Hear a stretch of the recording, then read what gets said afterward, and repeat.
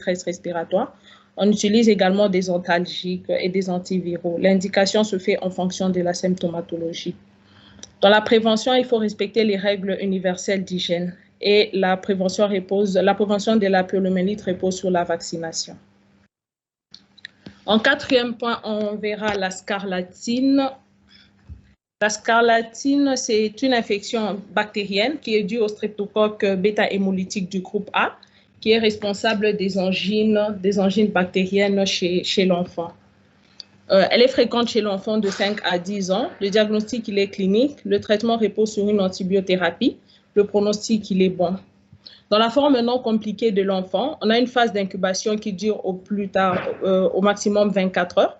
On a une température oscillant autour de 39-40 degrés Celsius avec une angine érythémateuse qui associe une dysphagie, des douleurs abdominales ainsi que des vomissements. Dans les signes associés, on peut avoir des adénopathies sous-anguilo-maxillaires.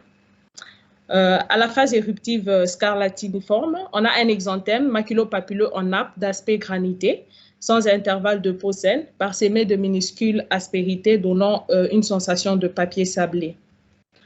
On a l'exanthème, il est diffus au niveau des plis, il respecte la région péribuccale, il prend une teinte plus pâle, il régresse en une semaine avec une desquamation fine en lambeaux. À part l'exanthème, on a un énanthème qui associe une angine, une glossite caractéristique. On a une langue d'abord qui est saburale sur les bords et la pointe de la langue du vel lingual. On a ensuite une perte de l'enduit réalisant un aspect de langue framboisée. Sur le plan paraclinique, on fait des tests antigéniques rapides ou la culture qui permet de confirmer la présence d'une pharyngite streptococcique et également on fait les dosages des ASLO. Mais on dit que ce n'est pas très utile parce qu'il confirme a posteriori une infection à streptocoque du groupe A. L'évolution, elle est favorable sous traitement. Les complications, elles sont essentiellement ORL. On peut avoir également les complications tardives dans les syndromes post-streptococciques. Dans les autres formes, on a les formes fustres. On a un exanthème qui est moins typique avec une desquamation discrète.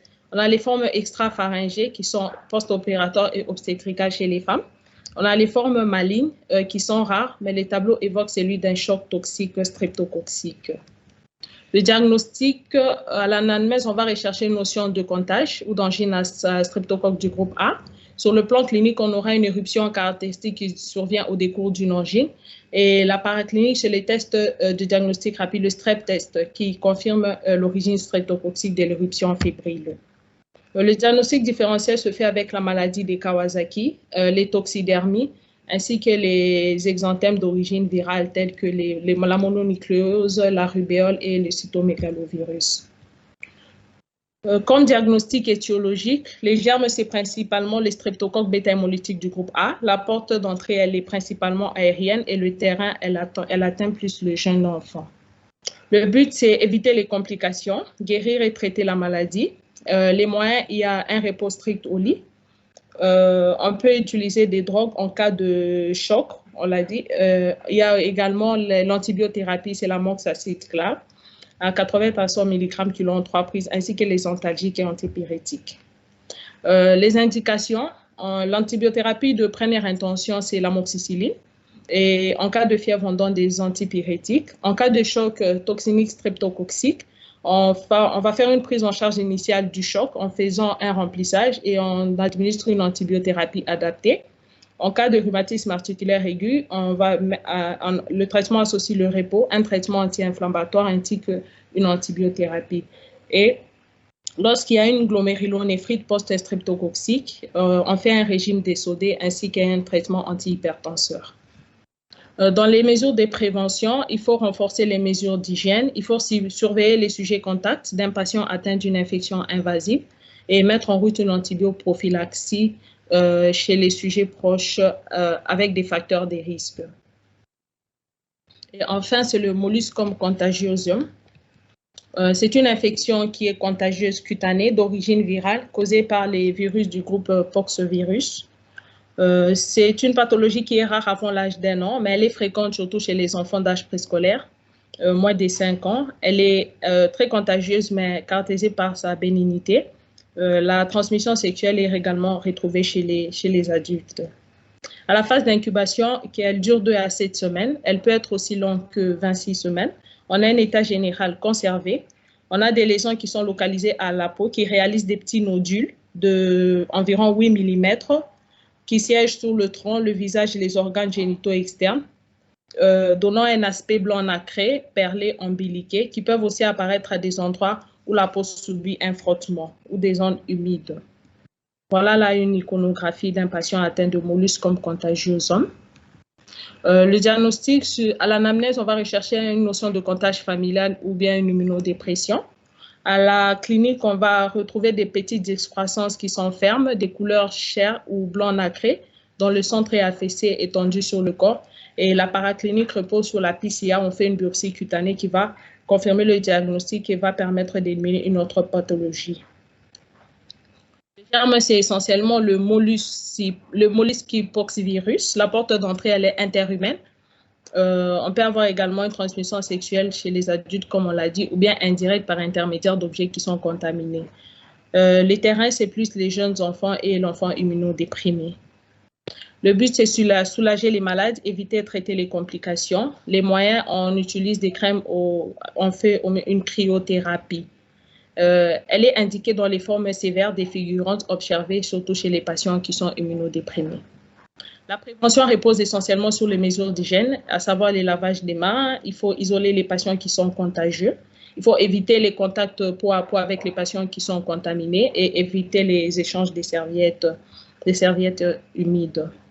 Donc, en conclusion, nous disons que ce sont des pathologies qui sont fréquentes chez l'enfant, mais elles sont bénignes pour la plupart, d'où l'intérêt d'un bon examen clinique.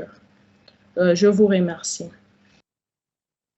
Merci pour la présentation. C'est docteur comment? C'est docteur Christelle. Docteur Christelle, merci. Merci. C'était une très bonne présentation avec une très bonne revue de la littérature. Est-ce qu'il y a des interventions de la part de vos collègues? Des questions, remarques ou suggestions sur cette présentation?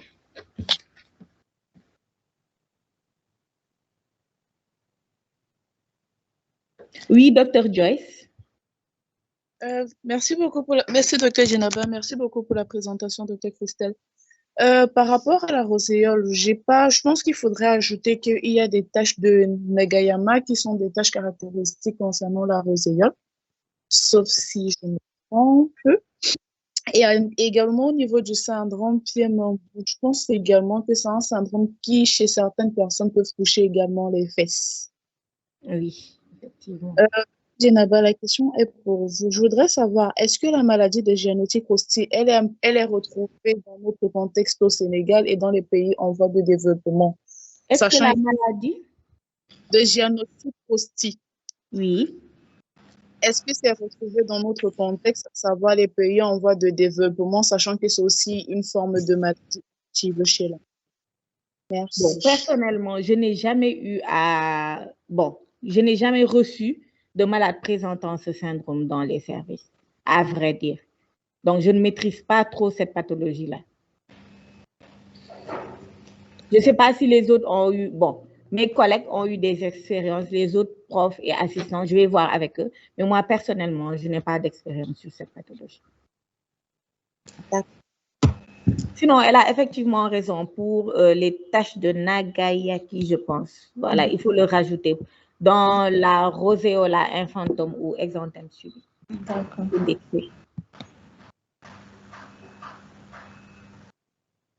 Merci, Dr. Joyce. Est-ce qu'il y a d'autres interventions?